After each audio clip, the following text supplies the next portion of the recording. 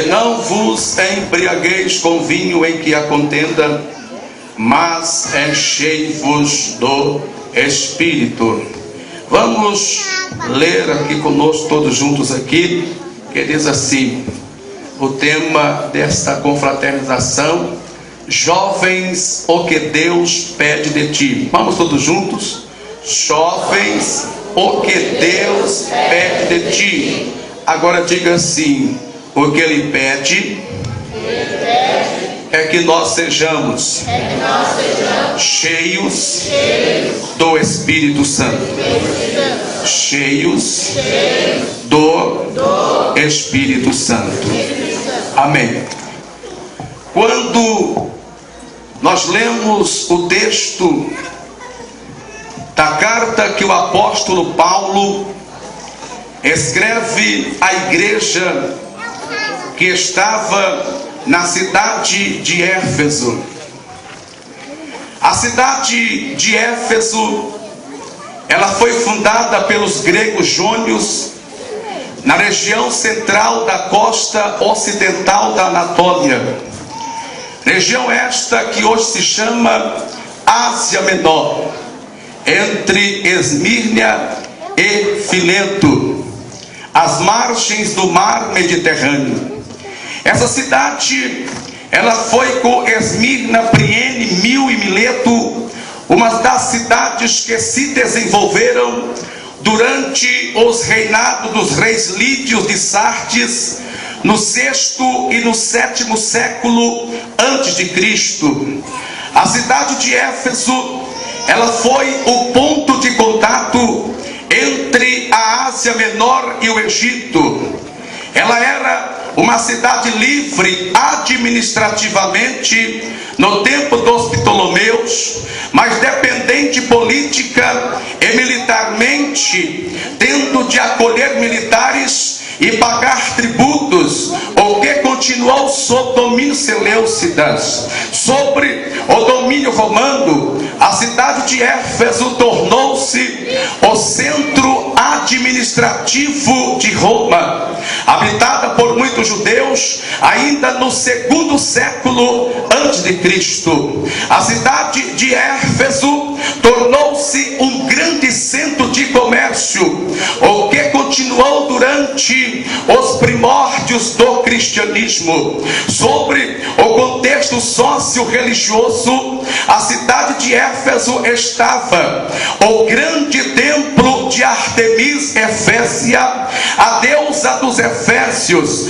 em lugar estrategicamente consagrado àquela divindade. Ela possuía imensos tesouros, o que foi considerado uma das 7 maravilhas do mundo. Este templo tinha 130 metros de comprimento por 67 metros de largura e achavam-se adornado com pinturas e estátuas. Este templo foi incendiado, segundo a lenda, no dia em que nasceu Alexandre Magno, e o templo da deusa dos Efésios ficou em ruína por algum tempo.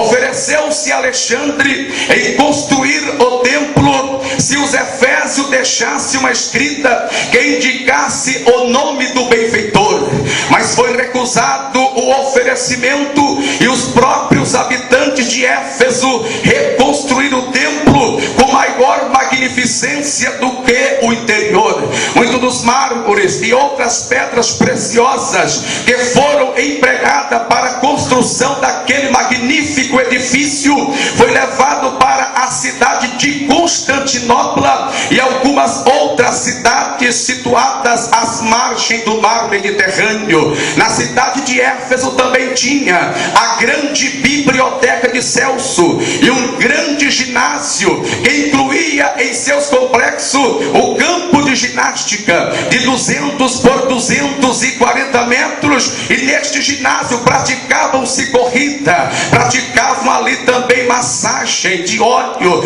Naquele ginásio, nos seus compartimentos, existiam vestuários, salas de banho, local para palestras, salas de aula, biblioteca e até um santuário havia naquele grande grande ginásio que existia na cidade de Éfeso. A cidade de Éfeso, ela era uma cidade em que adorava os deuses da mitologia grega e os deuses da mitologia romana. E o deus principal da cidade de Éfeso era a famosa deusa dos Efésios, do nome de Ana. Mas na cidade de Éfeso também se adorava alguns outros deuses, e um dos deuses adorado na cidade de Éfeso era um deus por nome Baco em grego e Dionísio em romano. O deus Baco era o deus do vinho, o deus Baco era o deus da embriaguez. O deus Baco, lá nos cultos, nas suas adorações, incluía vários estágios de embriaguez. Havia vários momentos em que os adoradores de Baco também era inspirado em profecias. Os adoradores de Baco também adoravam com músicas, danças frenéticas.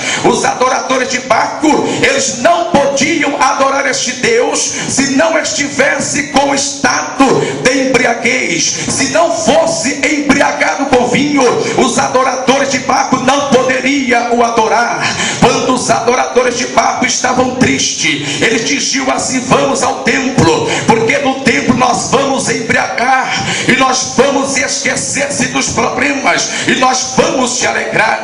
Os adoradores de Baco adoravam a Baco porque sabia que quando chegava no templo eles se embriagavam e esquecia por um momento as suas dores e todos os seus problemas. Quando o apóstolo Paulo escreveu esta carta, no capítulo de número 5, versículo de número 18, o apóstolo Paulo estava tratando exatamente deste assunto. O apóstolo Paulo estava dizendo para a igreja, porque a igreja de Éfeso estava também aderindo aos costumes dos adoradores de Baco. Quando os crentes ouviam falar que os adoradores de Baco, quando estavam tristes, eles se embriagavam com vinho e se alegravam, os crentes também diziam: nós também vamos aderir isto para a igreja, nós também vamos se embriagar com vinho, para nós também alegrar com os adoradores de Baco. Quando eles ouviam falar que os adoradores de Baco adoravam o seu Deus embriagado, esquecia-se dos problemas, os crentes também queriam trazer o costume dos adoradores de Baco para a igreja. Aí Paulo então resolveu, inspirado pelo Espírito Santo, e Paulo então disse para a igreja de Éfeso, dizendo: irmãos, eu quero ensinar uma coisa para vocês se alegrar, para vocês esquecer-se dos seus problemas, para você esquecer de tudo. Você não precisa ir para a igreja embriagado com vinho como os adoradores de Baco. Você só precisa de uma coisa para vocês sentir alegria. Você só precisa de uma coisa para vocês esquecer dos problemas lá fora. Você só precisa de uma coisa para vocês esquecer de tudo e começar a adorar o Deus vivo. É só vocês se encher do Espírito Santo. Quando vocês se enchem do Espírito Santo, as coisas ficam diferentes. E é esta noite que é a mensagem de Deus para a igreja. Deus está pedindo do jovem, Deus está pedindo da igreja, Deus está pedindo de nós, que nós teremos que ser cheios do Espírito Santo. Aqueles que creem que Deus esta noite vai encher do Espírito Santo, levante as suas mãos como estou levantado e já diga glória a Deus nesta noite.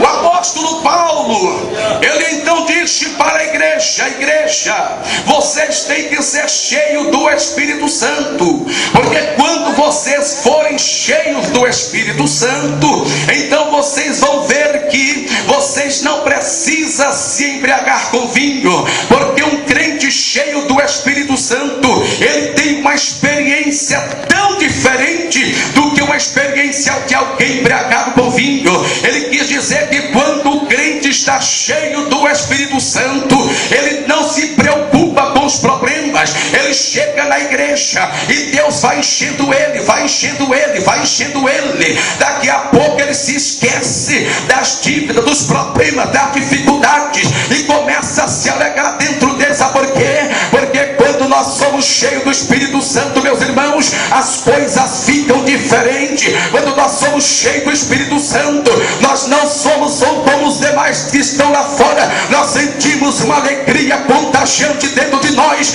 e daqui a pouco nós começamos a extravasar, porque o crente cheio do Espírito Santo é isso que Deus quer de nós. Quantos crentes Deus quer de nós é isso? Deus quer de nós é isso, é que nós se enchemos do Espírito. Deus quer da igreja é isso.